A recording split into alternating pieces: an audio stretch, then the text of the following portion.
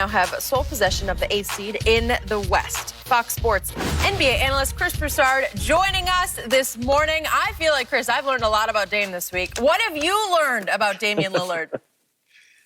Well, Jen, I've always had a lot of respect, great respect for Damian's game, his ability, his toughness, and his heart. And I've always known that if you go at him and challenge him, he will go right back at you. We all remember last year, the back and forth with him and Russell Westbrook, and then Dame hits the game winner from 40 feet over Paul George and had 50 points in that game too. People kind of forget that because the shot was so great.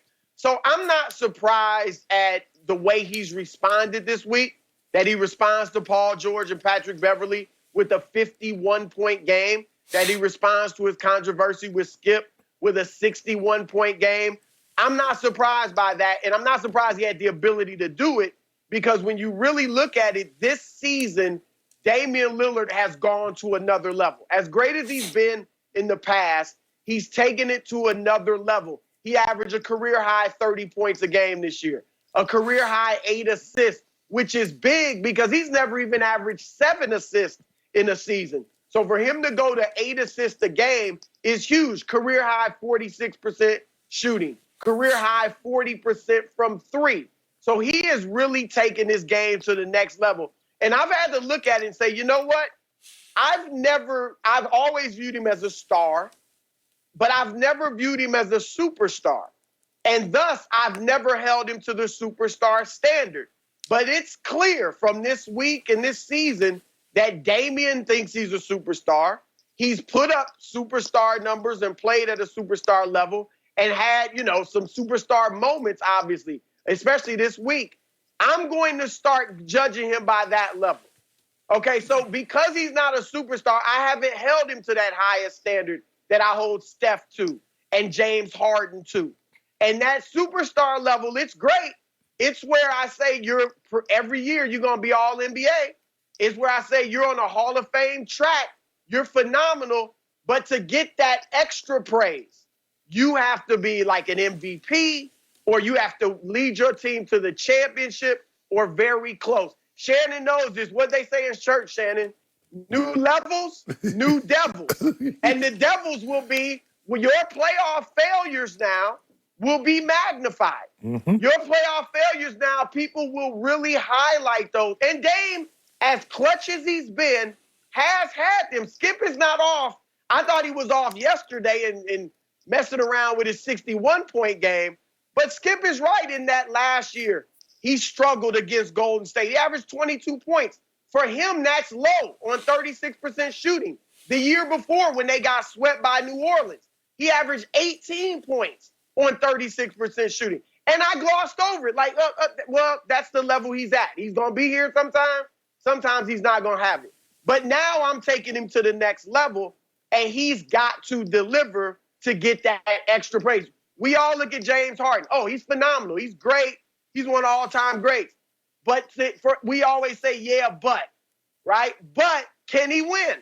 And to me, Dame has entered that level where it's like, he is awesome, man. He's one of the best in the league. But can he win?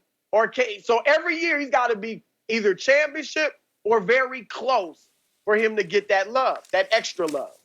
Go ahead. Go ahead. You want me to go? Yeah, I want you to go. Oh, well, by the way, what was that reference to Shannon Knows Church? I didn't get that. Yeah, I go to church. I know the church, man. I know he grew up there. Mount Zion #1 Missionary Baptist Church. And you quit going when you were 8, right? No, my grandma would have it that you go to church. So you go out, you go to church in the morning. All right. So this is the Damian Lillard I have experienced over the last couple of weeks. Maybe let's go back the last month. He is reminding me, weirdly, of Kevin Durant. Chris has been around Kevin. He knows what how he's built. They're both extremely thin-skinned. They are both weirdly insecure for how great they are, for their levels of performance, especially Kevin in the past has been so insecure. He's Kevin freaking Durant. And yet both are obsessively concerned about the smallest little criticism from somebody who shouldn't matter. So look what Damian has done to me. He's called me. He's tried to dismiss me and discredit me as a phony and a bozo and a joke because I dared to say, man, you were so unclutch in 4 straight fourth quarters last year in close games against Golden State when you had them on the ropes with no Kevin Durant, and you didn't come through in any of those 4 games and 1 overtime. You basically just disappeared. What happened? And just because I just state a fact publicly, he's going to attack me just the way Kevin has attacked me in the past for reasons I could not reasonably sort of process. Once upon a time, Kevin went after me in the Oklahoma City paper saying I didn't know basketball because I was criticizing Russell Westbrook for taking more shots than the guy I loved, Kevin Durant. And Kevin dismissed me because he didn't want me to sort of wreck their relationship, a relationship that Kevin finally just left and walked away from and walked all the way to Golden State to join forces with the team that obviously they had down 3-1 in the playoffs. So the point is that Damian, like Kevin, can then use his insecurity and lashing back.